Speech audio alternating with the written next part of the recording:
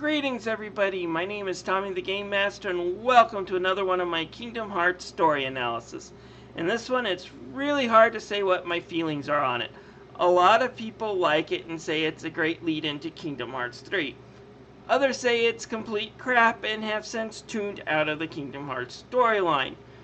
It took me a while to figure exactly how I felt. It's certainly not recoded where it's pushed just so much convoluted bullcrap on you that it was impossible to understand while advancing the story very little. Dream Drop Distance for the most part is easy to understand and it does advance the story somewhat. But after replaying it again this year and listening to other people's criticisms, I think I put a finger on why a lot of people got disappointed with the portable games that came out between Kingdom Hearts 2 and Dream Drop Distance. It's not that these games aren't good or don't add anything new, because they add in a bunch of things, but nothing gets resolved. Rather, it points us to Kingdom Hearts 3 as a conclusion for these story arcs and ultimately an explanation. You can do this just fine, and there are game series that have. In fact, the first 3 games of the Kingdom Hearts series, we have Chain of Memories, which was a portable game meant to be a bridge between Kingdom Hearts and Kingdom Hearts 2. They added a whole bunch of things not resolved by the end of it, but then it led us directly to Kingdom Hearts 2, where everything that Chain of Memories brought up was completely resolved by the end. Counting the portable games this time, since Kingdom Hearts 2, we have had 6 entries, all building up to Kingdom Hearts 3 to resolve all these things that the portable entries brought up. Dream Drop Distance can get into even more trouble because, unlike the 3 games before it for the DS and PSP, which were prequels for the most part, it does follow events after Kingdom Hearts 2 on the timeline, and as far as the main plot goes, resolves nothing from Birth by Sleep. In fact, it adds some new elements, and while some are cool, the fact that it resolves nothing and just tells us to wait even longer for the conclusion to all these story threads is definitely frustrating. And I guess I should say that this happened during what I would call Square Enix's epic period. What do I mean about epic period? Well, I mean they were trying to make sure their stories were super big and awesome by stuffing in everything but the kitchen sink narratively. It's exactly what you're seeing around here on screen. I'm throwing around old illustrations I did, video clips, throwing in a bunch of meaningless effects. Does it add anything to the overall video, your enjoyment of it? No, it doesn't. But it does look and seem cool now, doesn't it? It's why you had to have an encyclopedia to understand Final Fantasy XIII story, and it's why people get confused oftentimes in the Kingdom Hearts storyline. It's also why a lot of people consider the RPGs that come from Square Enix during this time to be their worst ones, with the exception of one little gem of the title for the Nintendo DS, which does have some bearing in Dream Drop Distance. Anyways, let's talk about Dream Drop Distance and its story and characters. I will be talking about the ending here, not that I think that it's a bad ending, but parts of the story brought up towards the end confused a lot of people, and I do want to talk about the ending here, so plot spoiler warning on this video. Anyways, after the events of Kingdom Hearts Recoded, Mickey finds out some of the friends he had written off a long time ago as being dead are still very much alive. And granted, this was before they retconned it all in a fragmentary passage where we find out, yeah, he actually ran into one of them during the events of the original Kingdom Hearts. On top of that, Master Xehanort is about to come back at full power. If Mickey's going to stop him, he needs more than Sora and Riku. He will need the help of the 3 that came before them. Each are now trapped in their own self-made prison, and in order to rescue these 3, Sora and Riku will need to be granted the mark of a true master, as well as find the power of awakening, something Riku is eagerly looking forward to in order to prove himself worthy after his past mistakes, and Sora, like most Kingdom Hearts fans at this point, doesn't seem it worth the time or trouble. Just get to Kingdom Hearts 3 already. To find this power, Yensid tests them by sending them back to the past, right at the time where their islands were destroyed in the original Kingdom Hearts, to find the door to the world of dreams that will appear when the world was destroyed by the Heartless. And yeah, for some reason during this time, Ursula manages to show up. Like I said in my review, get used to these things making no sense. She shouldn't be here because she shouldn't even know them according to the timeline, and there's no reason or rhyme to why she could world skip like this, but she's here to offer a quick tutorial lesson, and then she never shows up, nor does anyone from the Little Mermaid show up again after that. Anyways, after she's defeated, the storm hits, Sora and Riku fall into the water and are knocked unconscious. Their Keyblades react and whisk them to the realm of dreams, but not before Riku senses something is wrong. Anyways, when they hit the world of dreams, their first world is Traverse Town, and they wind up finding out that they have been separated from each other at the same time, meeting some new friends. Okay, I guess I'll stop it here and start talking about these guys. As I said before, the PS3 era were some dark times for Square Enix JRPGs in the Final Fantasy series. The Final Fantasy XIII franchise was a disappointment. 14 was considered one of the worst MMOs ever released. Its problems have since been fixed and is praised today, but the original work, the only high praise it got was it had a really cool opening FMV. That said, Square Enix did one little gem right, and a lot of people, including me, are surprised they didn't bother to do a sequel. It's a little gem, again, called The World Ends With You for the Nintendo DS. Basically, the story of these characters is that they are all dead, and yeah, the plot kinda mentions it, but quickly brushes it to the side in 3D. It's still Disney, after all. Anyways, their goal is to survive several days in the Reaper games for a chance to win a second chance of life. I'm going to try to limit what I say because it's one of my favorite games for the DS and I don't want to spoil it. And 3D does a good job with handling these characters. With the exception of Joshua, it's not what they do that, say, contradict his character or anything, but they do kind of spoil the biggest plot twist in The World Ends With You at the end of Traverse Town.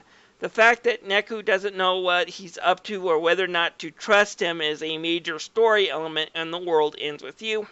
And it's kind of spoiled right here, not to the nth degree. I'll say this, Joshua's no angel in World Ends With You.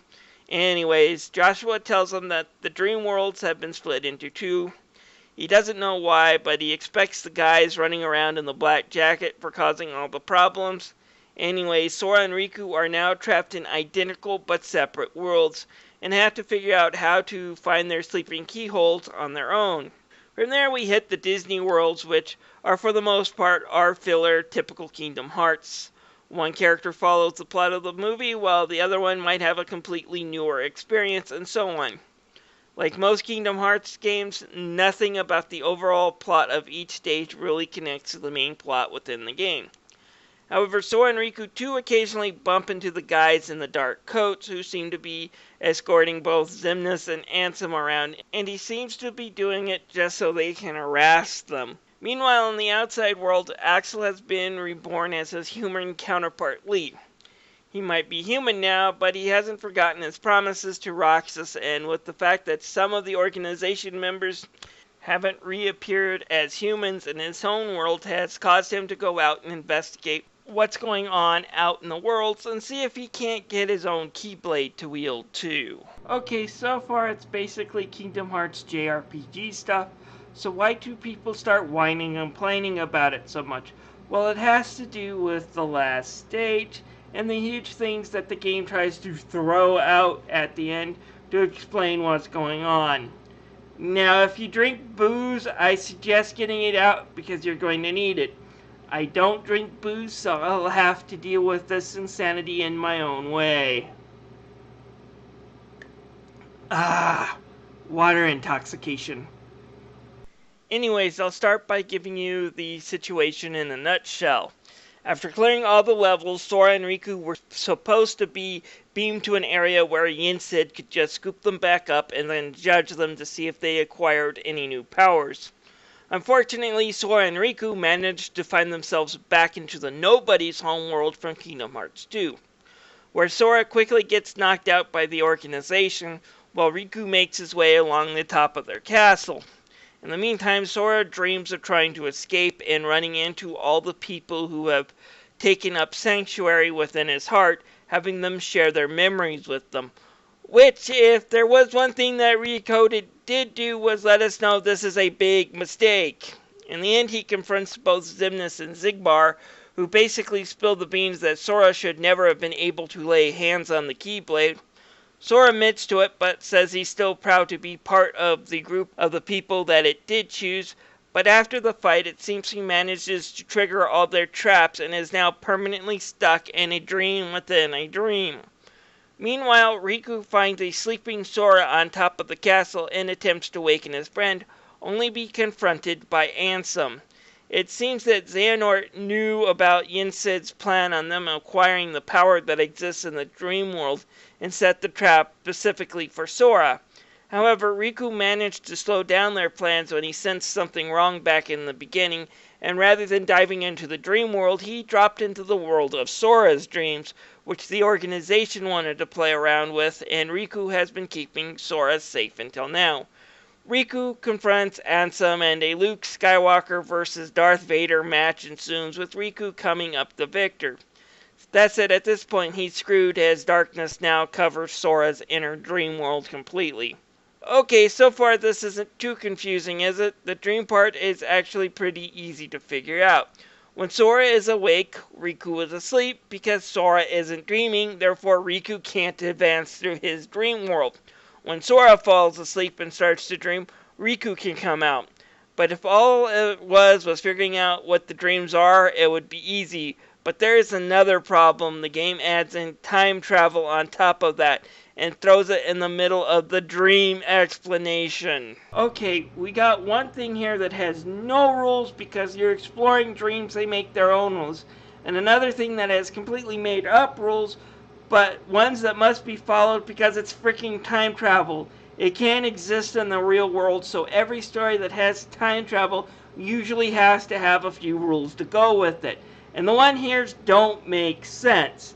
It's not that their rules are hard to follow, it's that they don't make sense. Okay, here are the rules to time travel in Kingdom Hearts that at least don't involve a magic doorway popping up a la Kingdom Hearts 2. I guess someone forgot they did that already. First, you have to leave your body behind, and you can only transport yourself to a time where there is another you waiting. Basically, it means Xehanort can't travel past his own lifetime. Think of it like the show Quantum Leap. Sam himself doesn't go back in time, but rather his mind and soul go back, and he gets transferred into another person. Also, he can't travel past his own lifetime. Okay, so far so good, makes sense. Then comes the rule you can't affect or change anything destined to happen. Okay, I understand why this rule is here, but at the same time, this rule is a contradiction within itself. Just by going back in time and having a conversation with someone, a conversation that wouldn't have happened before you went back in time, you changed history. Sure, it might not completely change the state of the world today, but I took someone's time and had a conversation. There's no way to know just how much an impact that can have. On top of that, we find out that when you travel through times, you oftentimes forget the actual time traveling. In this case, the younger version of Xehanort that has been popping up will go back to his own time, forgetting all of this, but still reliving out his life affected by this. But because of all these evil acts, it will make him easier to pick the dark road that turns him into the evil old man Sora and crew are fighting against. Again, meaning that it's a violation of the second rule. You change the past, you change someone and their personality. Even if he forgets all the knowledge of the future, the fact that he now acts differently because you changed him and changed the past. Look, that second rule there, it's what confuses most people because it's so contradictory. But I know why it's there. You don't want Xehanort to be able to travel back to Destiny Island when Sora was a kid and corrupt him then. You got to put a cap on that kind of power, but the way they do it is just so full of horse crap. Okay, once you're done getting a headache from the time travel and dream BS, there is an actual cool part, and it's pretty easy to explain. When Riku, along with Mickey, finally find and try to rescue Sora, they find out that the oldest version of Xehanort has returned to cause trouble, and he spills his guts about his master plan faster than a James Bond villain. Basically, Xehanort still seeks out that magic Keyblade from Birth by Sleep, and has found another way to forge the thing. 13 people with darkness and 7 people fighting on the side of light must clash at the Keyblade graveyard. His scheme this whole time is to recruit his 13, and since he can time travel, he has managed to bring past versions of himself to do so. But there's also another twist. Xehanort, like Voldemort, can create Horcruxes, basically dividing your soul into something else so you don't have to worry about dying. But in Xehanort's case, the thing he puts in his soul is people, and they become like a puppet for him to control. The next puppet he wants to control is the now comatose Sora, and when Mickey and Riku get their asses kicked, it's only good timing by Lee showing up and blocking Xehanort's shot with some firepower and some of the best one-liners in the series that the day is saved. Xehanort proclaims that his time is up and that he will have to settle this some other time. By the way, this is the last scene Leonard Nimoy does as Xehanort, and yeah, he does a good job, and I just love his performance, as he basically mocks Mickey over all the problems he's caused for his friends and how he plans on screwing up Riku and Sora's life too. Anyways, back at Yensid's castle, Riku decides to do one more dive into Sora's inner world, and after beating a giant Heartless, talking to some people, and having a conversation with Diz, he returns to the outside world where we find out Yensid has chosen him to be the real Keyblade Master, and Lee announced he has joined the Keyblade Wielders Club. The end. Okay, a lot of people hate the fact that Riku gets chosen and not Sora. But it actually is one of the few things in the convoluted mess that happens at the end that makes sense. Yes, Sora has saved the day twice, and Riku did help him one time and was also a gigantic pain in the ass the other time. But that's just it. Riku has had his arc. Starting out as someone who's too big for his britches in the first game and betrays his friends when one of them becomes better than him, to working to grow as an individual to win back the trust of the person he betrayed, makes an arc that Riku is now grown up and capable of being a hero in his own right. Also, if you listen to what Diz advises to Riku when it concerns Sora, it also makes sense that Sora didn't get the mark. Sora was never supposed to have the blade, but yet he's done great things without any guidance, just following his own path and heart. To weigh him down with that mark and the rules that everybody else who has a Keyblade has to follow would only get in his way. That doesn't mean he didn't screw up and he has to go back and do some training. They address this at the end of a fragmentary passage. But it does mean he's better off without it, and quite frankly, it was established that from the get-go, he really doesn't care about this one way or another. Well, guys, I hope you enjoyed the story rant about Dream Drop Distance. It's not perfect, and typical to the Kingdom Hearts story, the narrative does have flaws, but it's far from being the worst, and it's leagues better than Recoded. I'll see you guys later. Please click on the annotations here. They will lead you to my reviews, and I would love to have you as a subscriber. I'll see you guys later.